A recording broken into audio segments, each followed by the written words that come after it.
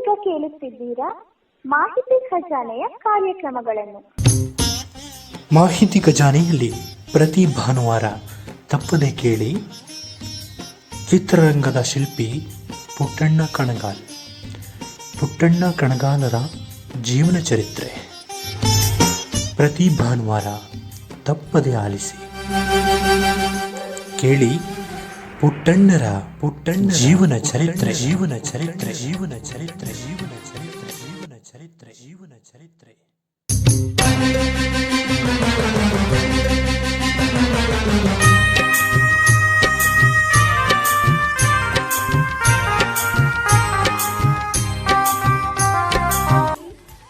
Bell icon ಅನ್ನು click ಮಾಡುವುದರ ಮೂಲಕ ಸಬ್ಸ್ಕ್ರೈಬ್ ಆಗಿ.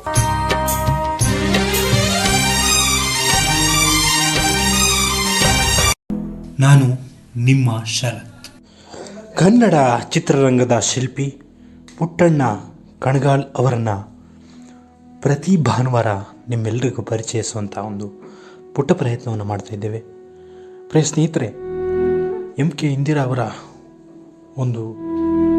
ಅವರು ಬರೆದಂತಹ ಪುಸ್ತಕವನ್ನು ಆಧರಿಸಿ ನಿಮಗೆ ಮಾಹಿತಿಯನ್ನು ನೀಡ್ತಾ ಇದ್ದೇವೆ. ಈ ಕಾರ್ಯಕ್ರಮ ಪ್ರತಿ ಭಾನುವಾರ ನಿಮಗೆ ಪ್ರಸಾರ ಆಗುತ್ತೆ. ಸಂಪೂರ್ಣವಾಗಿ ಕೇಳಿ, ಹಾಗೆ ನಿಮ್ಮ ಸ್ನೇಹಿತರೊಂದಿಗೆ ಹಂಚಿಕೊಳ್ಳಿ. ಹೊಸ ಒಂದು ಪ್ರಯತ್ನ, ಪುಟ್ಟಣ್ಣ ಕಣಗಾಲ್ ಅವರ ಒಂದು ಜೀವನ ಚರಿತ್ರೆಯನ್ನು ನಿಮ್ಮ ಮುಂದಿಡುವ ಪುಟ್ಟ ಪ್ರಯತ್ನ. ಸಂಪೂರ್ಣವಾಗಿ ಕೇಳಿ, ಹಾಗೆ ನಿಮ್ಮ ಸ್ನೇಹಿತರೊಂದಿಗೆ ಹಂಚಿಕೊಳ್ಳಿ. ಹಾಗೆ ನಿಮ್ಮ ಅಭಿಪ್ರಾಯಗಳನ್ನು ಕಮೆಂಟ್ ಮುಖಾಂತರ ತಿಳಿಸಬಹುದು. ಯಾವುದೇ ಸಂಕೋಚ ಇಲ್ಲದೆ ತಿಳಿಸಿ. ಹಾಗೆ ಸಬ್ಸ್ಕ್ರೈಬ್ ಮಾಡಿಕೊಳ್ಳಿ. ಹೊಸ ಹೊಸ ವಿಷಯಗಳನ್ನ ತಿಳ್ಕೊಳ್ಳುವಂಥ ಪ್ರಯತ್ನವನ್ನು ನಾವು ಮಾಡೋಣ. ಇನ್ನು ಮುಂದೆ ಪ್ರತಿ ಭಾನುವಾರ ನಿಮಗೆ ಕನ್ನಡ ಚಿತ್ರರಂಗದ ಶಿಲ್ಪಿ ಪುಟ್ಟಣ್ಣ ಕಣಗಾಲ್ ಅವರನ್ನು ಪರಿಚಯಿಸುವಂಥ ಪ್ರಯತ್ನ. ಪುಟ್ಟಣ್ಣರ ಶಿಲ್ಪಿ ಅಂದರೆ ಪುಟ್ಟಣ್ಣ ಕಣಗಾಲ್ ಅವರ ಒಂದು ಜೀವನ ಚರಿತ್ರೆಯನ್ನು ನಿಮ್ಮ ಮುಂದಿಡುತ್ತಿದ್ದೇವೆ. ಸಂಪೂರ್ಣವಾಗಿ ಕೇಳಿ, ಆನಂದಿಸಿ. ಬನ್ನಿ, ಇಂದಿನ ಮೊದಲ ಭಾಗವನ್ನು ಕೇಳೋಣ, ಆನಂದಿಸೋಣ. ಕನ್ನಡ ಚಿತ್ರಶಿಲ್ಪಿ ಪುಟ್ಟಣ್ಣ ಕಣಗಾಲ್. ನಾವು ಆಗ ಮೈಸೂರಿನಲ್ಲಿದ್ದೆವು. ಅಪರೂಪಕ್ಕೆ ನಮ್ಮ ಅಜ್ಜಿ ಮೈಸೂರಿಗೆ ಬಂದಿದ್ದರು. ತಾಯಿಯ ಚಿಕ್ಕಮ್ಮ ಮಡಿ ಹೆಂಗಸು. ಹೇಳಿ ಕೇಳಿ ಪೂರ್ವಿಕರು. ಅವರಿಗೆ ಮೈಸೂರಿನ ವೈಭವಕ್ಕಿಂತ ಚಾಮುಂಡಿ ಬೆಟ್ಟ, ನಂಜನಗೂಡು, ಶ್ರೀರಂಗಪಟ್ಟಣ ಇಂತಹ ದೈವ ಸನ್ನಿಧಿಯನ್ನು ಕಾಣಬೇಕೆಂಬಾಸೆ. ಕಪಿಲ, ಕಾವೇರಿಯಲ್ಲಿ ಸ್ನಾನ ಮಾಡಬೇಕೆಂಬ ಹಂಬಲ. ಮೈಸೂರಿನಲ್ಲಿ ನಮ್ಮ ಬಂಧುಗಳು ಬಹಳ ಮಂದಿ ಇದ್ದರು. ಎಲ್ಲರ ಮನೆಯಲ್ಲೂ 2 ದಿನ ಇದ್ದ ಶಾಸ್ತ್ರ ಮಾಡಿ ನಮ್ಮ ಮನೆಗೆ ಬಂದರು. ನಾನು ಹುಟ್ಟಿದಾಗಿನಿಂದ ಕಂಡವರವರು ಬಂದ ದಿನವೇ ತಾವೇ ಮಡಿಯಲ್ಲಿ ಅಡಿಗೆ ಮಾಡಿ ನಮ್ಮಿಬ್ಬರಿಗೂ ಬಡಿಸುತ್ತಾ ಹೇಳಿದರು. ಆಗಲೇ ಊರು ಬಿಟ್ಟು ತಿಂಗಳಾಯಿತು ಕಣೋಕಿಟ್ಟ. ಸುಮ್ಮನೆ ಇಲ್ಲಿ ಕೂತು ಏನು ಮಾಡಲಿ, ಎಲ್ಲರ ಮನೆಯಲ್ಲೂ ಉಂಡು ತಿಂದು ಬಂದಾತು. ಒಂದು ಬೆಟ್ಟ ಕಾಣೆ, ನಂಜನಗೂಡು ಕಾಣೆ. ಯಾರು ನನ್ನಂತ ಮುದುಕಿನ ಕರಕೊಂಡು ಹೋಗ್ತಾರೆ? ಹಿಂದೆ ಯಾವಾಗ್ಲೋ ಜಗದ್ರೋಹನ ಬಂಗ್ಲೆ, ಜೂ ಗಾರ್ಡನ್ನು ನೋಡಿದ್ದೆ. ಮತ್ತೆ ಅದೇ ಅಂತ ನೋಡೋದು. ನಾನು ಯಜಮಾನರ ಮುಖ ನೋಡಿದೆ. ಅವರು ಕೂಡಲೇ ಅಂದರು, ಶೇಷಮ್ಮೋರೆ, ಮೊದಲ ಯಾಕೆ ನೀವು ಇದನ್ನ ನನಗೆ ತಿಳಿಸಬಾರದಾಗಿತ್ತೆ? ಹೇಗೂ ಕಾರಿದೆಯಲ್ಲ, ಈಗೂ ಏನು ನಷ್ಟ? ಶುಕ್ರವಾರ ಬೆಳಿಗ್ಗೆ ಮುಂಚೆ ಚಾಮುಂಡಿ ಬೆಟ್ಟಕ್ಕೆ ಹೋಗಿ ಬರೋಣ. ಇನ್ನೊಂದು ದಿನ ನಂಜನಗೂಡು, ಅರಮನೆ, ಶ್ರೀರಂಗಪಟ್ಟ, ಆಮೇಲೆ ಕನ್ನಂಬಾಡಿ ಎಲ್ಲ ನೋಡಿ ಬಂದರಾಯ್ತು. ಇನ್ನೊಂದು ತಿಂಗಳು ಇರಿ ನಮ್ಮನೇಲಿ. ನೀವು ಏನೇನು ನೋಡಬೇಕೋ ನೋಡಿ ಬರೋಣ. ನಿಮ್ಮ ಅಡಿಗೆ ರುಚಿ ನಮಗೆ ಸಿಗೋದು ಇನ್ಯಾವಾಗ? 10 ಶೇಷಮ್ಮ ಗದ್ದಕ್ಕೆ ಕೈಕೊಟ್ಟು ಬೆರಗಿನಿಂದ ಅವರು ನನ್ನ ಮುಖ ನೋಡಿದರು. ಅಲ್ಲ, ಮತ್ತೆ ಕಿಟ್ಟ ಕಾರು ಚೆನ್ನಾಗಿಲ್ಲ, ಕೆಟ್ಟೋಗಿದೆ, ಚೆನ್ನಾಗಿಲ್ಲ ಅಂತಿದ್ರಲ್ಲ ಅವರೆಲ್ಲ? ಹೌದು, ನೋಡೋಕೆ ಹಾಗೆ ಕಾಣುತ್ತೆ ನನ್ನ ಕಾರು. ಅದಕ್ಕೆ ಅಲಂಕಾರ ಇಲ್ಲ. 10 ಸರ್ತಿ ಬಿಟ್ಟ ಕೆಲಸ ಮಾಡಿಸಿಕೊಂಡು ಕೆಲವರು. ಮತ್ತೆ ಕೇಳಲು ಬಂದಾಗ ನಾನು ಕಾರು ಕಟ್ಟದೆ ಎಂದು ಹೇಳಿದೆ ಅಷ್ಟೇ. ನಿಮಗೇನು ತೊಂದರೆ ಆಗೋಲ್ಲ, ಪ್ರತಿದಿನ ಬಾಡಿಗೆ ಹೊಡಿತೀನಲ್ಲ ಎಂದರು. ಹಂಗಾರೆ ಹೋಗಿ ಬರಾಣನೆ ಹುಡುಗಿ ಎಂದು ನನ್ನನ್ನು ಪ್ರಶ್ನಿಸಿದರು. ಅಜ್ಜಿ ಮನಸ್ಸು ಪುಕ್ಪುಕ್ ಅನ್ನುತ್ತಿದ್ದರು. ಓ ಆಗಲಿ, ಅದಕ್ಕೇನಂತೆ ಅಂದೆ ಯಜಮಾನರ ಹೆದರಿಕೆಯಿಂದ. ಅವರು ಕುರುವಳ್ಳಿಯ ಐಗಳ ಮಠ ಬಿಟ್ಟ ಕೂಡಲೇ ಸ್ನಾನರು ಹಿಡಿದವರು.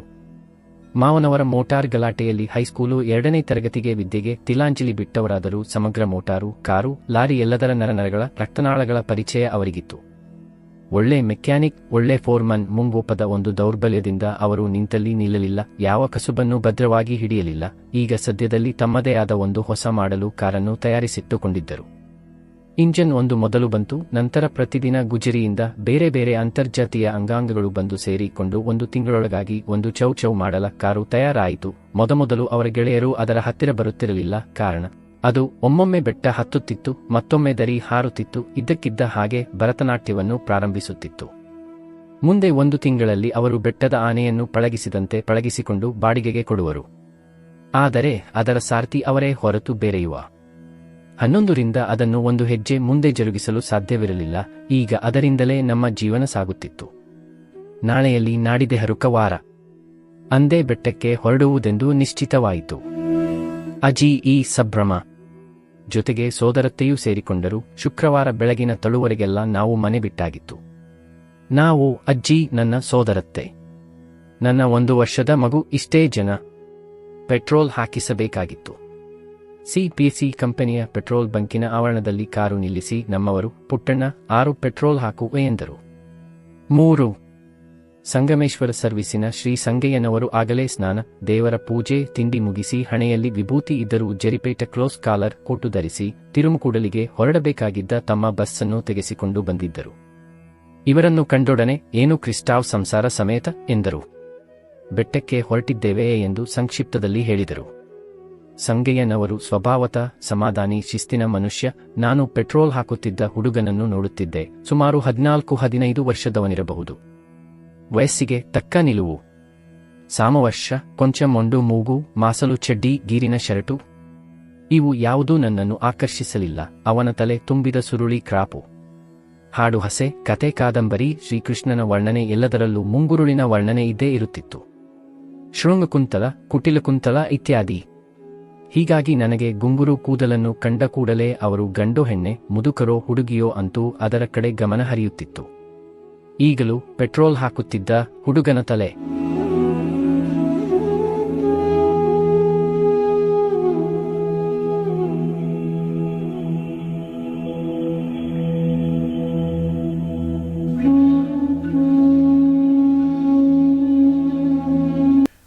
ಮುಂದಿನ ವಾರ ಮುಂದುವರಿಯುತ್ತದೆ.